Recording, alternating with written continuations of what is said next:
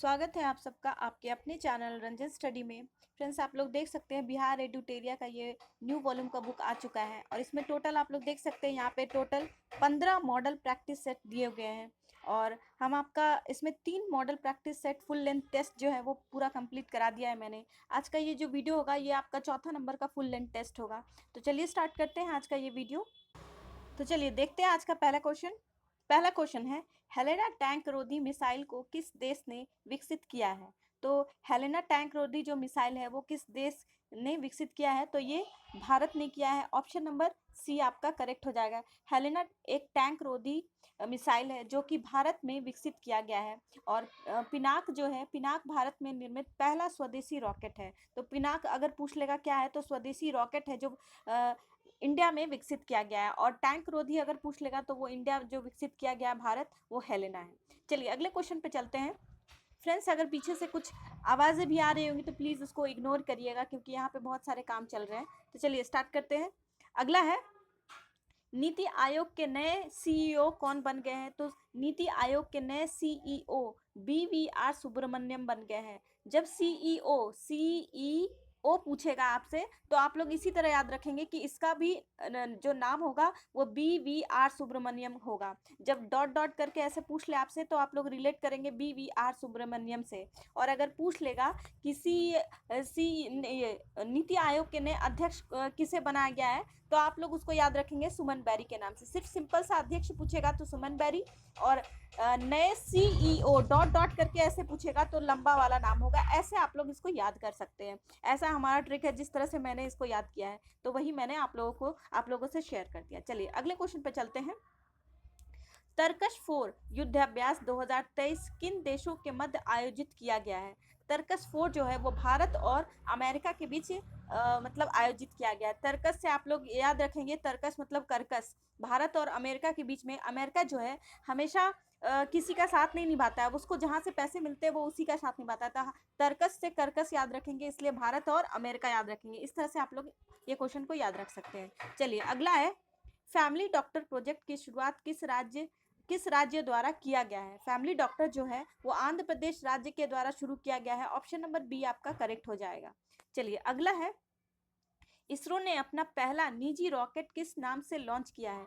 तो इसरो ने अपना पहला निजी रॉकेट जो है, पहला निजी रॉकेट विक्रम 5 हो जाएगा। इसरो का पहला निजी रॉकेट क्या नाम है? विक्रम 5 हो जाएगा। चलिए नेक्स्ट क्वेश्चन है, भारत के 80वें ग्रैंड मास्टर कौन बन गए हैं? तो भारत के 80वें ग्रैंड मास्टर जो है विघ्नेश NR को बनाया गया है। ऑप्शन नंबर डी आंसर हो जाएगा। चलिए आप लोग इसका जो नंबर है यहाँ पे 80वें जो है, 80वें ग्रैंड मास्टर, उससे आप लोग इसको याद रखेंगे विघ्नेश NR, क्योंकि ये हमेशा बदलते आया है। 79वां भी पूछ लेगा, 78वां भी पूछ लेगा, तो 80वें नंबर के आप लोग याद रखेंगे विघ्नेश NR को बनाया गया है। चलिए नेक्स्ट क्वेश्चन है, अर्जुन पुरस्कार 2022 हेतु कुल कितने खिलाड़ी का चयन किया गया है?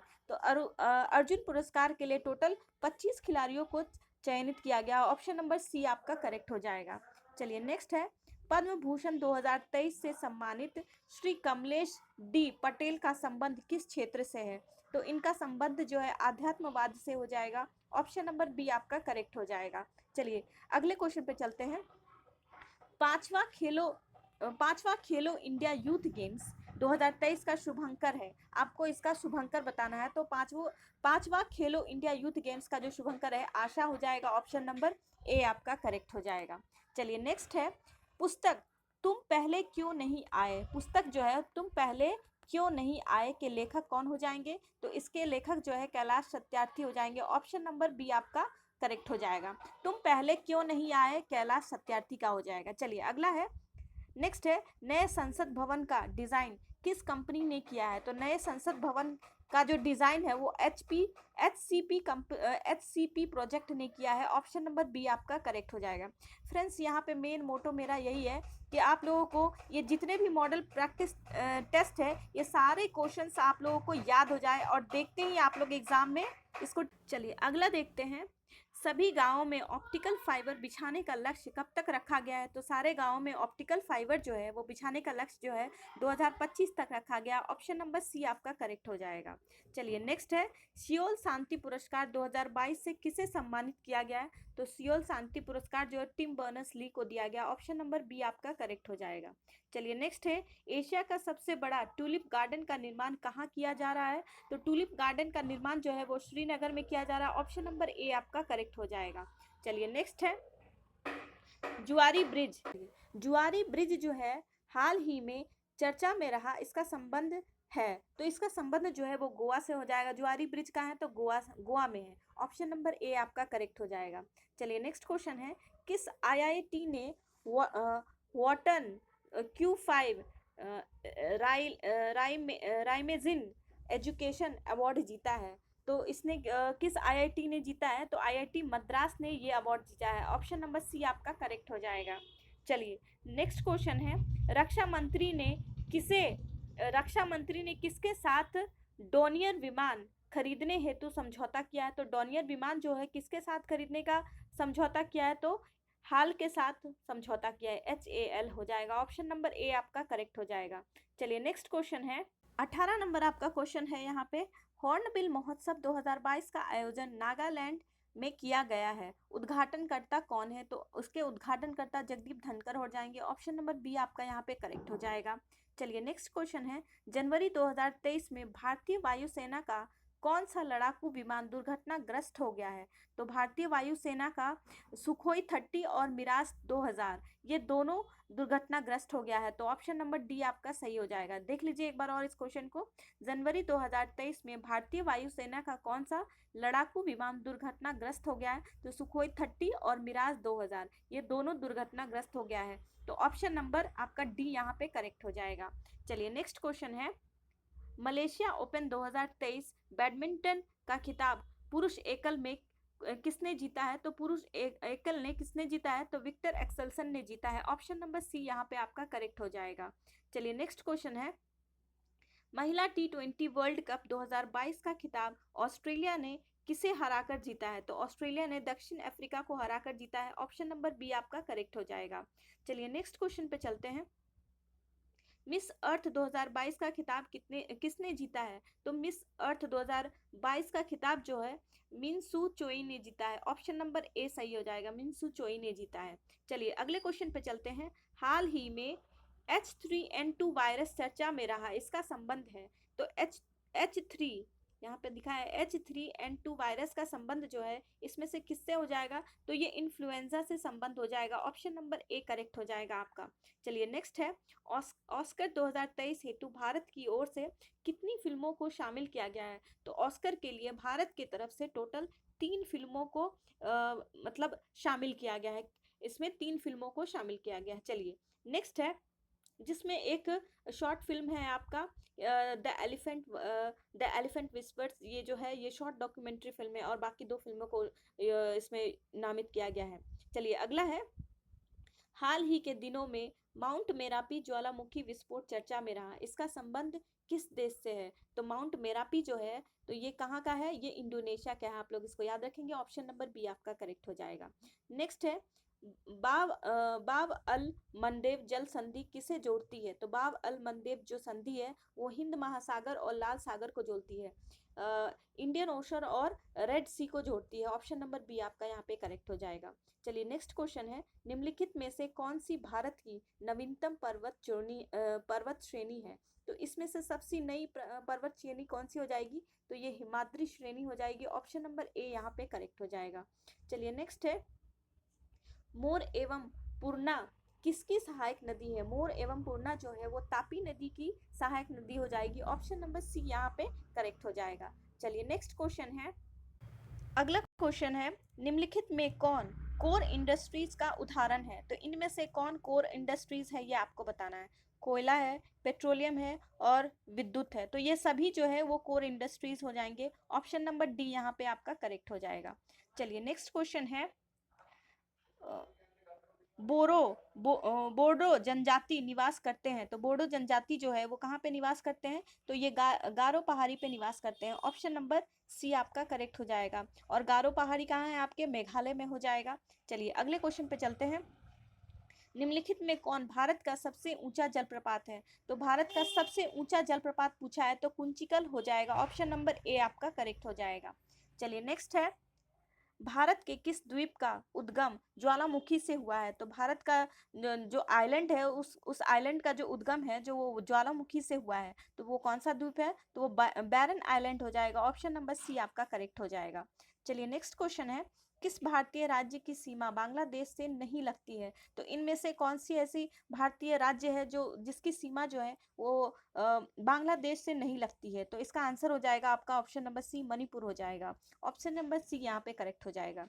चलिए नेक्स्ट है, निम्न में से कौन सी एक संवैधानिक संस्था नहीं है? तो संवैधानिक संस्था जो नहीं है वो बताना है आपको। तो मानवाधिकार आयोग ही हो जाएगा। ऑप्शन नंबर ए ही यहाँ पे करेक्ट हो जाएगा। राज्य का वित्त आयोग ये संवैधानिक निकाय है, और लोकसभा और सचिवालय ये भी संवैधानिक है, और वित्त आयोग ये भी संवैधानिक है। तो ऑप्शन नंबर ए यहाँ पे आपका करेक्ट हो जाएगा। चलिए नेक्स्ट क्वेश्चन पे चलते हैं। निम्न में से कौन वित्त आयोग द्वारा की गई प्रत्येक सिफारिश को संसद के प्रत्येक सदन के समक्ष रखवाए रख रखवाएगा? तो इसका आंसर हो जाएगा आपका राष्ट्रपति के प्रति हो जाएगा, भारत के राष्ट्रपति। ऑप्शन नंबर ए यहाँ पे आपका करेक्ट हो जाएगा। चलिए नेक्स्ट क्वेश्चन है, राष्ट्रीय आपातकाल की घोषणा को स्वीकृति हेतु संसद के समक्ष रखा जाना आवश्यक है? तो ये हो जाएगा आपको 1 माह के अंदर। ऑप्शन नंबर ए यहाँ पे करेक्ट हो जाएगा। चलिए नेक्स्ट क्वेश्चन है, राज्य सरकारों को कृषि आयकर कौन नियत करता है? तो राज्य सरकारों को कृषि आय जो है उसका जो टैक्स है कौन नियत करता है? तो ये हो जाएगा भारत का संविधान करता है। ऑप्शन नंबर सी यहाँ पे आपका करेक्ट हो जाएगा। चलिए अगला क्वेश्चन देखते हैं, भारत के संविधान में किस अनुच्छेद में करों को केंद्र द्वारा लगाया एवं एकत्रित किया जाता है तथा केंद्र और राज्य के मध्य वितरित किया जाता है? तो इसका आर्टिकल हो जाएगा आपका आर्टिकल 270 हो जाएगा। ऑप्शन नंबर डी यहाँ पे आपका करेक्ट हो जाएगा। फ्रेंड्स, अगर आप लोगों ने हमारे चैनल को सब्सक्राइब नहीं किया है तो प्लीज़ से सब्सक्राइब कर लीजिए, ताकि आपके पास और भी इससे ज़्यादा अच्छे अच्छे वीडियोस आ पाए और आप उसका रिवीजन बहुत अच्छे तरीके से कर पाए और अपने एग्ज़ाम के लिए अपने आप को बहुत अच्छे तरीके से तैयार कर पाएँ। फ्रेंड्स, इसी तरह हम भी पढ़ाई करते हैं और मैं भी इसी तरह तैयारी कर रही हूँ। पढ़ाई में पता है कि थोड़ा सा लंबा जाता है, पर क्या करेंगे, पर पढ़ना तो पड़ेगा ना। तो इसी तरह बस पढ़ते रहिए, छोड़िए मत, कंटिन्यू रखते रहिए, एक न एक दिन हो ही जाएगा। चलिए नेक्स्ट क्वेश्चन है, अगला है, केंद्र और राज्य संबंधों से संबंधित सहकारिता आयोग ने अपना प्रतिवेदन किस वर्ष प्रस्तुत किया था? तो सहकारिता जो आयोग है अपना प्रतिवेदन जो है वो 1988 में प्रस्तुत किया था। ऑप्शन नंबर डी आपका यहाँ पे करेक्ट हो जाएगा। चलिए नेक्स्ट है, निम्न में से कौन सी एक याचिका अधीनस्थ न्यायालयों की कार्य पद्धति का परीक्षण करती है? तो कार्य पद्धति का परीक्षण कौन करती है? तो उत्प्रेषण एवं प्रतिषेध हो जाएगा। ऑप्शन नंबर सी यहाँ पे करेक्ट हो जाएगा। चलिए नेक्स्ट क्वेश्चन पे चलते हैं। अगला है, कार्यकारी न्यायाधीशों की नियुक्ति की जाती है। तो कार्यकारी न्यायाधीशों की जो नियुक्ति है उच्च न्यायालय में की जाती है। ऑप्शन नंबर बी यहाँ पे आपका करेक्ट हो जाएगा। चलिए नेक्स्ट है, ऊर्जा का नवीकरणीय स्रोत कौन सा नहीं है? तो यहाँ पे नहीं पूछा गया है, ऊर्जा का नवीकरणीय स्रोत नहीं है। तो ये हो जाएगा आपका ऑप्शन नंबर डी हो जाएगा। पवन जो है वो नवीकरणीय है, और बायोगैस जो है ये भी नवीकरणीय है, और सूर्य की किरणें ये भी नवीकरणीय। कोयला जो है वो नवीकरणीय स्रोत नहीं है। ऑप्शन नंबर डी ही यहाँ पे सही हो जाएगा। चलिए अगला है, अंतर्राष्ट्रीय योग दिवस कब मनाया जाता है? इंटरनेशनल योगा डे जो है वो 21 जून को मनाया जाता है। ऑप्शन नंबर बी आपका यहाँ पे करेक्ट हो जाएगा। और बाकी देख लेते हैं, 14 जून को यहाँ पे विश्व रक्त दिवस मनाया जाता है, विश्व रक्तदाता दिवस मनाया जाता है 14 जून को। 21 मार्च को विश्व वानिकी दिवस मनाया जाता है 21 मार्च को, और 22 मार्च को आपका विश्व जल दिवस हो जाएगा, वर्ल्ड वाटर डे हो जाएगा यहाँ पे। चलिए नेक्स्ट क्वेश्चन है, प्रो कबड्डी लीग की शुरुआत कब हुई थी? तो प्रो कबड्डी लीग की शुरुआत जो है वो 2014 में किया गया था। ऑप्शन नंबर बी यहाँ पे करेक्ट हो जाएगा। ये प्रो कबड्डी जो है जो सबसे पहली बार इसका आयोजन कहाँ किया गया था? तो मुंबई में किया गया था। चलिए नेक्स्ट है, निम्नलिखित में से वायुमंडल किसकी सघनता में वृद्धि से अधिकतम ग्लोबल वार्मिंग हो सकती है? तो किसकी वृद्धि के कारण ग्लोबल वार्मिंग सबसे ज्यादा हो सकती है? तो ये कार्बन डाइऑक्साइड हो जाएगा। ऑप्शन नंबर सी यहाँ पे करेक्ट हो जाएगा। चलिए नेक्स्ट है, क्ले कोर्ट तथा हार्ड कोर्ट शब्द किस खेल से संबंधित है? क्ले कोर्ट और हार्ड कोर्ट जो है ये किस खेल से संबंधित हो जाएगा? तो ये लॉन टेनिस से संबंधित हो जाएगा। ऑप्शन नंबर ए आपका यहाँ पे करेक्ट हो जाएगा। क्ले कोर्ट और हार्ड कोर्ट जो है वो लॉन टेनिस से संबंधित है। ऑप्शन नंबर ए यहाँ पे करेक्ट हो जाएगा। चलिए नेक्स्ट है, भारत में शेयर बाजार के लिए मुख्य नियंत्रक का कार्य कौन करता है? तो शेयर बाजारों के लिए बस एक ही है जो इसका नियंत्रण करता है, वो सेबी हो जाएगा। ऑप्शन नंबर डी यहाँ पे करेक्ट हो जाएगा। सेबी जो अधिनियम है वो 1992 के तहत इसको लाया गया था। आप लोग इसको याद रखेंगे, ठीक है। और इसकी जो स्थापना हुई थी 1988 में हुई थी। कब हुई थी? 1988 में हुई थी। चलिए अगले क्वेश्चन पे चलते हैं।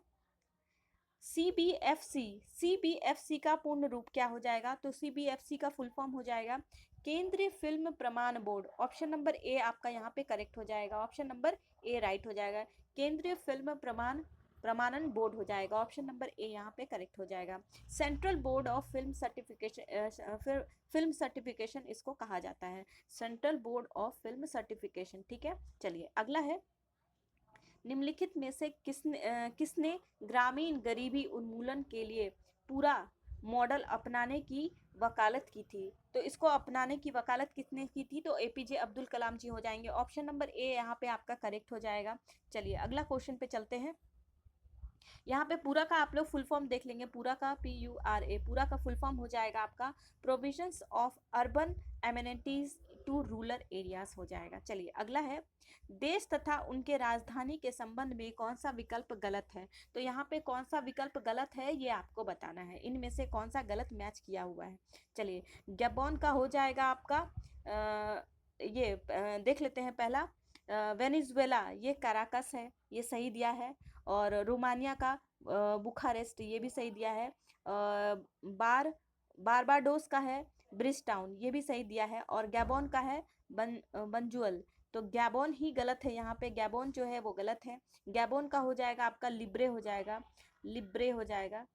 गैबोन का लिब्रे विले हो जाएगा। लिब्रे विले हो जाएगा। तो D number, option number D यहाँ पे जो है वो गलत मिलान दिया है। ऑप्शन नंबर डी आपका करेक्ट हो जाएगा। बाकी जो है ये सारे ये करेक्ट मैच किया गया। चलिए अगले क्वेश्चन पे चलते हैं।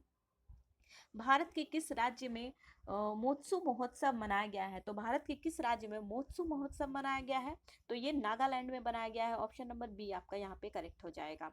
चलिए अगला क्वेश्चन है, चोल साम्राज्य का सर्वाधिक विस्तार किस शासक के समय में हुआ था? तो चोल साम्राज्य का जो सबसे अधिक विस्तार जो है वो किसके टाइम में हुआ था? तो ये राजेंद्र प्रथम के टाइम में हुआ था। ऑप्शन नंबर बी आपका करेक्ट हो जाएगा। चलिए नेक्स्ट है, किस राष्ट्रकूट शासक ने एलोरा के पर्वतों को काट कर प्रसिद्ध कैलाश मंदिर का निर्माण करवाया था? तो प्रसिद्ध कैलाश मंदिर का जो निर्माण है वो कृष्ण प्रथम ने करवाया था। ऑप्शन नंबर बी आपका यहाँ पे करेक्ट हो जाएगा।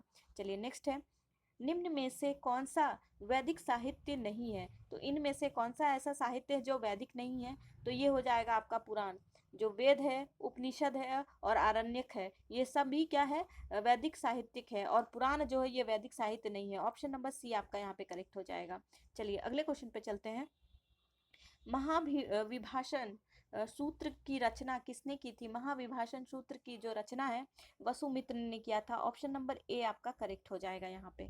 चलिए नेक्स्ट क्वेश्चन है, गुजरात का अंतिम हिंदू शासक कौन था जो अलाउद्दीन खिलजी की सेनाओं का मुकाबला किया था?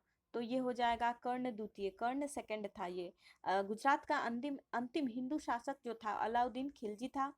ये अलाउद्दीन खिलजी की सेनाओं का मुकाबला इसने किया था। किसने किया था? तो कर्ण सेकंड ने किया था। चलिए अगले क्वेश्चन पे चलते हैं।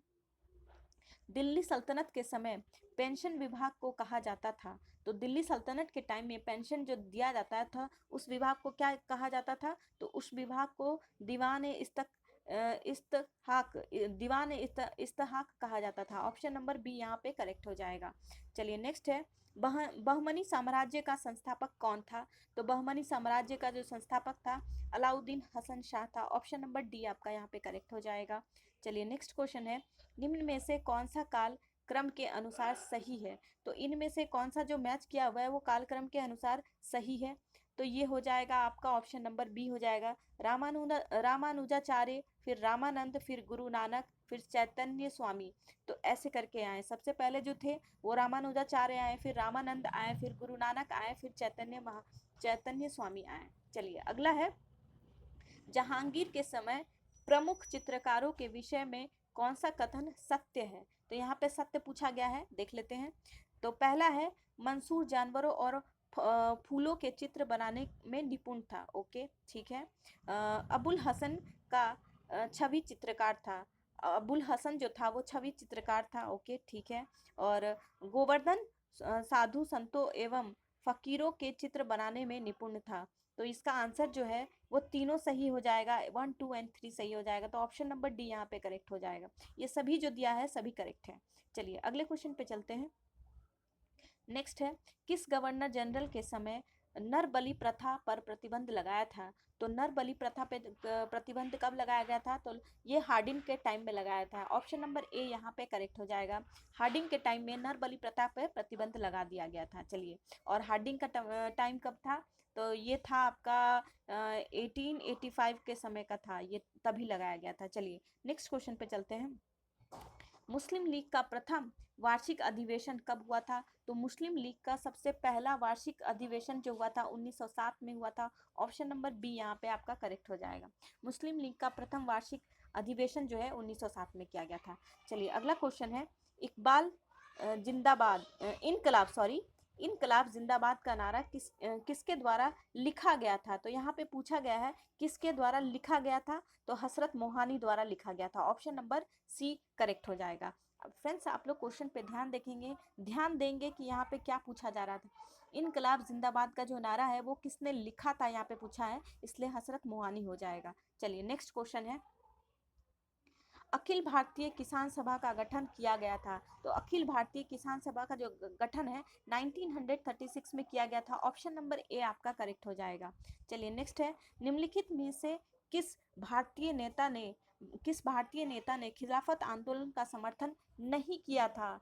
तो इनमें से किस भारतीय नेता ने खिलाफत आंदोलन का समर्थन नहीं किया था? तो ये मदन मोहन मालवीय जी हो जाएंगे। ऑप्शन नंबर बी यहाँ पे करेक्ट हो जाएगा। जवाहरलाल नेहरू, मोहम्मद अली और लाला लाजपत राय, इन्होंने खिलाफत आंदोलन का समर्थन किया था, पर मदन मोहन मालवीय जी ने नहीं किया था। तो ऑप्शन नंबर बी यहाँ पे करेक्ट हो जाएगा। और ये खिलाफत आंदोलन कब हुआ था? तो 1920 के टाइम हुआ था, और उस समय मदन मोहन मालवीय ने इसमें समर्थन नहीं दिया था। चलिए अगला है, न्यूटन मीटर स्क्वायर पर केजी स्क्वायर निम्नलिखित में से किसकी ऐसा इकाई है, किसकी ऐसा यूनिट है ये? तो गुरुत्वाकर्षण के सार्वभौमिक नियतांक का है। ऑप्शन नंबर ए आपका सही हो जाएगा।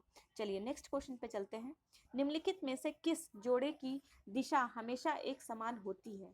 तो किस जोड़े की जो दिशा है जो हमेशा एक समान होगी? तो ये हो जाएगा आपका ऑप्शन नंबर सी, बल और त्वरण जो है उसकी जो दिशा है हमेशा एक समान होगी। इन दोनों की दिशा क्या होगी? एक ही होगी। चलिए नेक्स्ट है, निम्नलिखित में से कौन त्वरण का मान को गुरुत्व के कारण प्रभावित नहीं होता है? तो गुरुत्व के कारण कौन सा जो मान है प्रभावित नहीं होगा? तो ये द्रव्यमान हो जाएगा। ऑप्शन नंबर ए आपका करेक्ट हो जाएगा। चलिए अगला है, निम्न परिस्थितियों में से किसमें कार्य नकारात्मक बल द्वारा किया गया है? तो इसमें इस चारों ऑप्शंस को पढ़िए और देखिए कि इसमें से कौन सा जो कार्य है वो निगेटिव बल द्वारा किया गया है। ऑप्शन नंबर ए है, जब कोई वस्तु बल की दिशा में लंबवत दिशा में स्थानांतरित होती है। ओके ठीक है, जब वस्तु बल की दिशा में किसी कोण पर स्थानांतरित होती है। ओके, जब कोई वस्तु बल की दिशा की विपरीत दिशा में स्थानांतरित, यही है विपरीत दिशा यहाँ लिख दिया है, तो यही आपका करेक्ट हो जाएगा। जो बल द्वारा किया गया है, नकारात्मक बल द्वारा किया गया है, जब कोई वस्तु बल की दिशा में स्थानांतरित होती, तो ये भी सही है। तो ऑप्शन नंबर सी यहाँ पे आपका करेक्ट हो जाएगा। चलिए अगला है, नेक्स्ट क्वेश्चन है, गति का पहला समीकरण निम्न में से किसके बीच संबंध दर्शाता है? तो गति का जो पहला नियम है तो किनके किनके बीच यहाँ पे संबंध दर्शाएगा? तो वेग और समय के बीच ये संबंध दर्शाएगा। ऑप्शन नंबर ए आपका करेक्ट हो जाएगा। इसका फॉर्मूला होता है v equals to u plus a t हो जाएगा इसका फॉर्मूला, तो इसी को ये दर्शाता है। चलिए अगला क्वेश्चन है, निम्नलिखित में से कौन सा जोड़ा तुलनात्मक रूप से ऊष्मा का कुचालक को दर्शाता है? तो ऊष्मा का वो कुचालक होगा तो ये कौन दर्शाता है? तो ये हो जाएगा लेड और मरकरी हो जाएगा। लेड और मरकरी हो जाएगा। लेड को हम Pb से लिखते हैं और मरकरी को हम Hg से लिखते हैं। तो यही जोड़ा जो है तुलनात्मक रूप से ऊष्मा का कुचालक हो जाएगा। ऑप्शन नंबर बी यहाँ पे करेक्ट हो जाएगा। चलिए अगला क्वेश्चन है, 25 डिग्री सेल्सियस पर विभिन्न माध्यमों में ध्वनि की चाल के बारे में निम्नलिखित में से कौन सा कथन सही है? तो यहाँ पे कथन सही है ये पूछा है, तो आपको इनमें से कौन सा कथन सही है ये बताना है। जल, समुद्री जल कह रहा है, में ध्वनि की चाल जो है 1531 मीटर पर सेकेंड होती है। ओके, और हवा में ध्वनि की चाल जो है 346 मीटर पर सेकेंड होती है।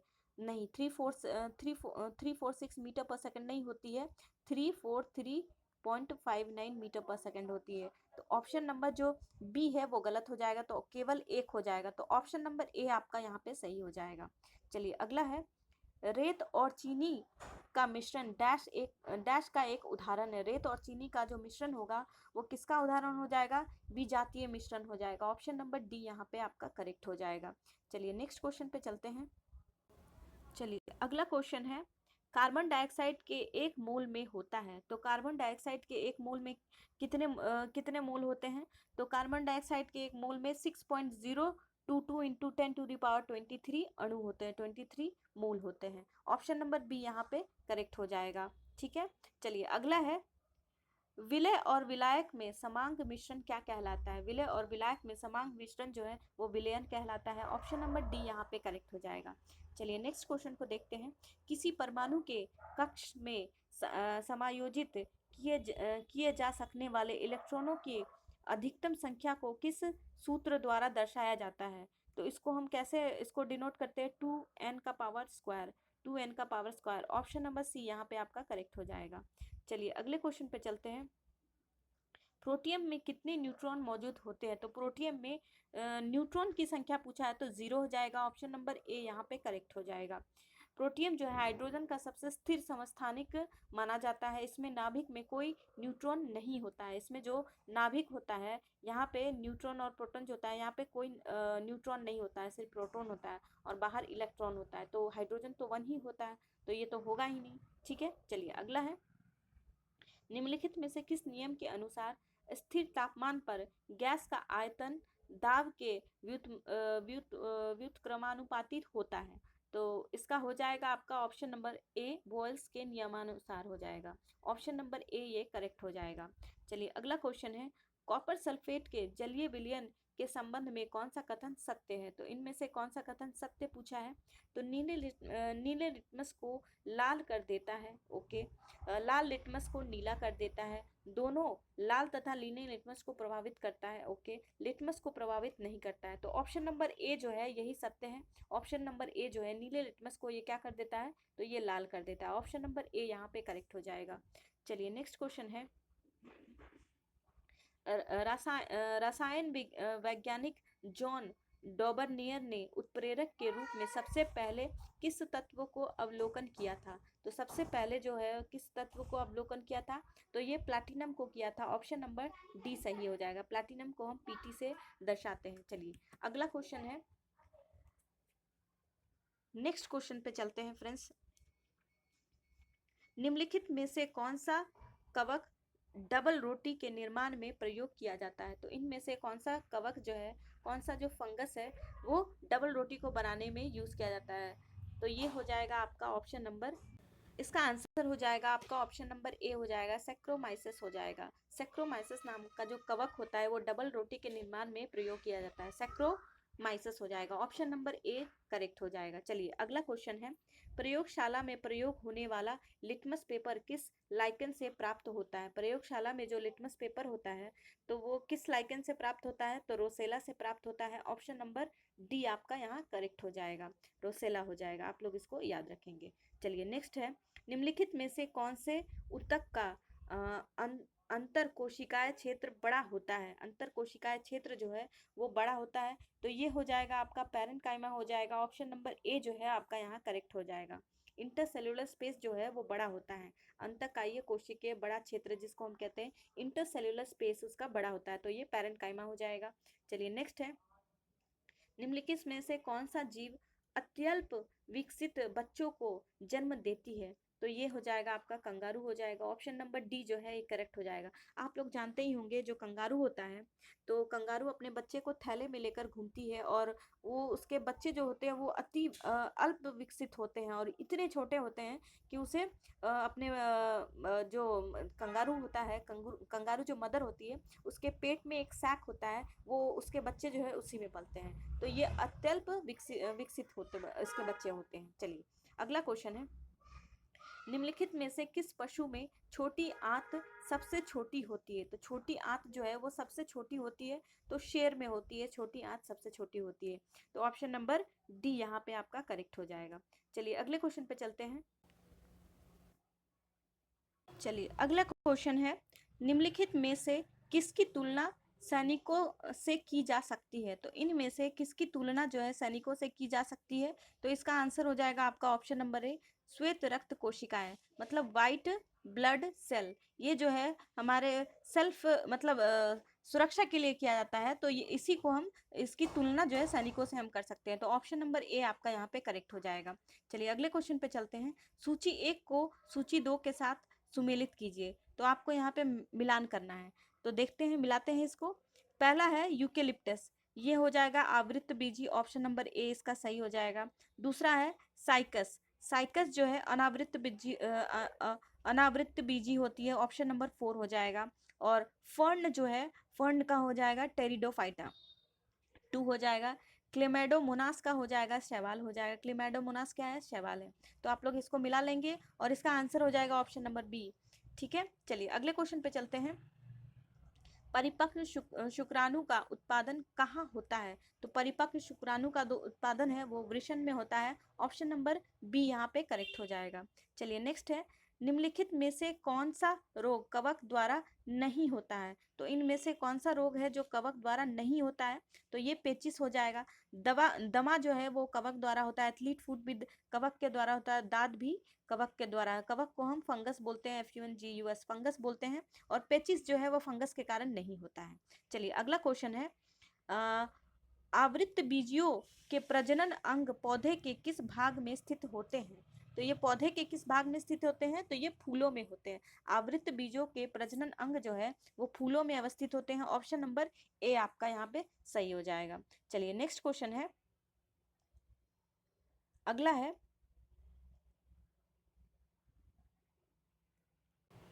सस्टेनेबल डेवलपमेंट सॉल्यूशन नेटवर्क द्वारा जारी विश्व खुशहाली रिपोर्ट कितने मानक आधार पर की जाती है? तो सस्टेनेबल डेवलपमेंट जो सॉल्यूशन है नेटवर्क जो है खुशहाली के लिए कितने सारे आयाम की जरूरत होती है? तो टोटल 6 आयाम की जरूरत होती है। तो ये 6 आयाम कौन कौन से हैं? ये हो जाएगा आपका प्रति व्यक्ति GDP, सामाजिक सहयोग, स्वास्थ्य जीवन प्रत्याशा और जीवन विकल्पों के चयन की स्वतंत्रता, उदारता हो जाएगा, भ्रष्टाचार का बोध, ये सारे जो है इससे रिलेटेड है, तभी हम खुशहाली रिपोर्ट को हम जारी करते हैं। ये सारे आयामों को देखते हैं उसके बाद हम खुशहाली का रिपोर्ट जारी करते हैं। चलिए अगला क्वेश्चन है, न्यूनतम आवश्यकता कार्यक्रम तथा काम के बदले अनाज कार्यक्रम का संबंध किस पंचवर्षीय योजना से है? तो किस पंचवर्षीय योजना से हो जाएगा? तो इसका संबंध जो है 5वीं पंचवर्षीय योजना से हो जाएगा, ऑप्शन नंबर बी यहाँ पे करेक्ट हो जाएगा। चलिए नेक्स्ट है, आय के वितरण में व्याप्त विषमताओं को प्रदर्शित करने वाले वक्र को कहते हैं? तो इसको हम लॉरेंज वक्र कहते हैं, ऑप्शन नंबर ए जो है आपका करेक्ट हो जाएगा, लॉरेंज वक्र को कहते हैं। चलिए नेक्स्ट है, निम्नलिखित में से किस समिति का गठन हथकरघा विकास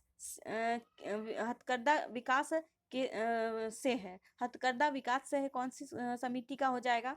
तो ये मीरा सेठ समिति का जो संबंध है वो हथकरघा विकास से है। ऑप्शन नंबर सी आपका सही हो जाएगा। और महाजन समिति जो है ये चीनी उद्योग का है। और भंडारण समिति जो है ये क्षेत्रीय ग्रामीण बैंकों की पुनर्संरचना से हो जाएगा। ऑप्शन नंबर बी वाला। और सहकारिता समिति जो है वो केंद्र राज्य संबंधों को दर्शाता है। चलिए नेक्स्ट क्वेश्चन है, भारतीय औद्योगिक पुनर्निर्माण बैंक की स्थापना कब की गई थी? तो इस बैंक की स्थापना जो है 1985 में की गई थी। 1985 में ईस्वी में की गई थी। चलिए अगला है, अगला आपका ये आपका रीजनिंग से रिलेटेड है और इसका आंसर है आपका ऑप्शन नंबर A6 हो जाएगा। यहाँ पे आप लोग इसको सॉल्व कर लीजिएगा। चलिए अगला क्वेश्चन है, नेक्स्ट है, बिना रुके, ये आपका मैथ से है तो इसका आंसर आपका हो जाएगा 20 मिनट पर आवर हो जाएगा। ऑप्शन नंबर बी यहाँ पे करेक्ट हो जाएगा। चलिए नेक्स्ट क्वेश्चन है और इसका आंसर हो जाएगा आपका ऑप्शन नंबर बी हो जाएगा, 50% हो जाएगा। आप लोग इसको सॉल्व कर लीजिएगा और कमेंट में कमेंट करिएगा। चलिए 99 का है, इसका आंसर हो जाएगा ऑप्शन नंबर सी हो जाएगा, 20% इसका आंसर हो जाएगा। इसको सॉल्व कर लीजिएगा। और आज के इस फुल लेंथ टेस्ट का आखिरी क्वेश्चन जो है और इसका आंसर हो जाएगा आपका 30 डेज हो जाएगा। ऑप्शन नंबर ए इसका करेक्ट हो जाएगा। ठीक है फ्रेंड्स, थैंक यू। इसी तरह पढ़ते रहिए, अच्छी तरीके से रिवीजन करते रहिए और इसी तरह प्रैक्टिस सेट को बनाते रहिए। थैंक यू, मिलते हैं फिर अच्छे वीडियो में। Thank you.